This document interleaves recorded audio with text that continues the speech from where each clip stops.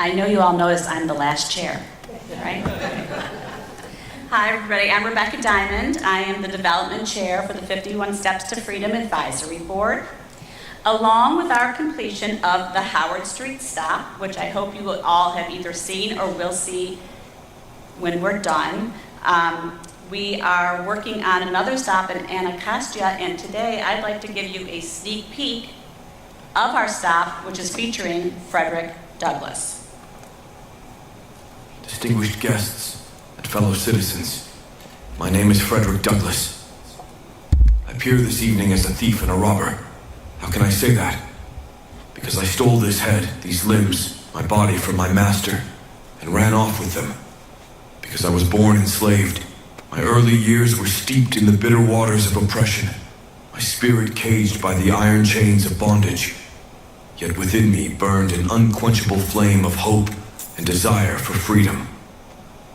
From my journey, you can glimpse the transformative power of freedom and the unyielding strength of the human spirit that have guided me from the clutches of slavery to the forefront of the fight for liberty.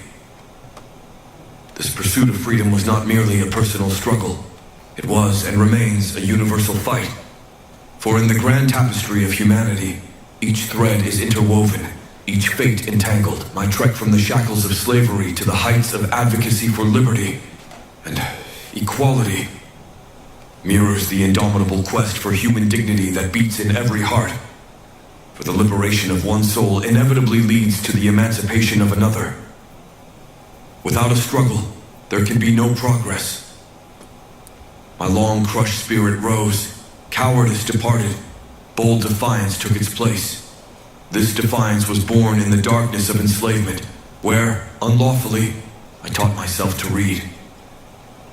Knowledge lit the path to my freedom, sparking an eternal flame of hope in me, and a fervent wish to dispel ignorance and prejudice.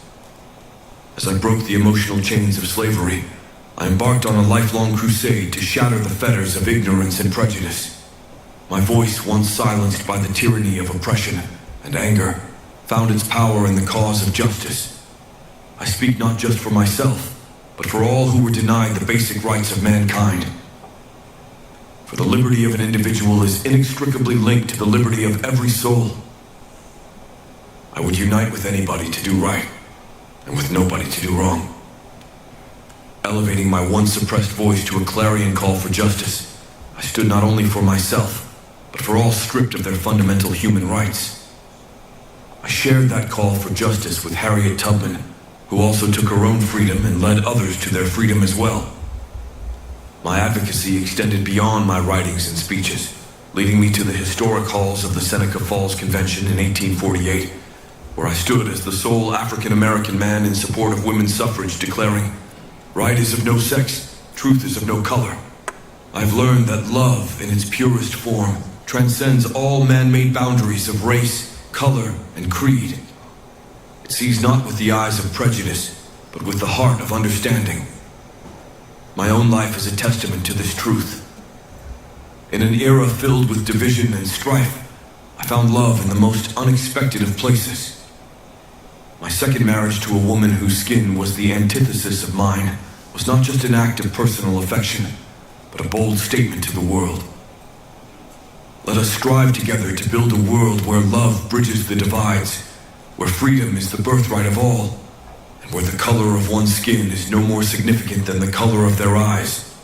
Let this be our legacy, that we fought not just for our own liberation, but for the liberation of all mankind. Let us remember always that freedom for one means freedom for all. It is easier to build strong children than to repair broken men. Let us continue to build, inspired by the lessons of the past, towards a future of greater freedom and equality for all.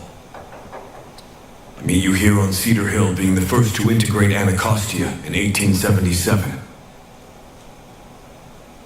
I invite you to visit my home and look to the west, across the Anacostia Valley of opportunity toward our great institutions, the U.S. Capitol, the White House, and the Supreme Court, displaying those words graven in stone. Equal justice under law.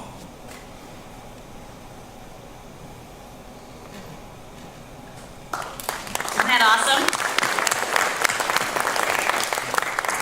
as you can see, 51 Steps to Freedom is a historical, cultural, and educational trail around all of Washington, D.C.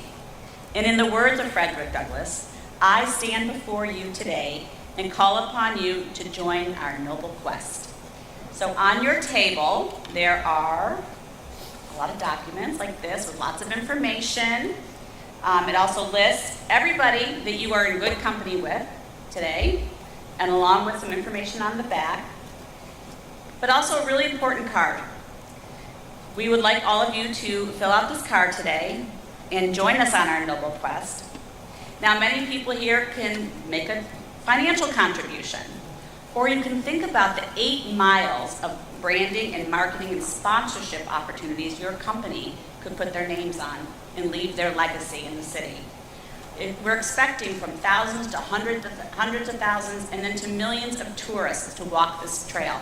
So think about what you can do to make an impact not only for the city, but for maybe your organization.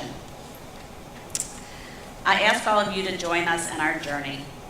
We are thankful. We are thankful for the district, Events DC, the Urban League, Debbie Jarvis. Well, in fact, we're just thankful for everybody that's joining us because we've been standing here watching this grow, right? And watching the line gets getting bigger and longer, and we're really appreciative of that. We know that 51 Steps is going to bring the tourists and make a difference in our city. So again, please fill this out. I'm going to walk around and ask every one of you to hand one to me. So please, and make sure we get that done today. It's really important. And as Reverend Thomas Bowen recently said, there's so much Black history in DC to celebrate. Together, let's raise the money we need, around $5 million, to complete 51 Steps to Freedom Trail so that we can all celebrate this amazing opportunity together. Thank you.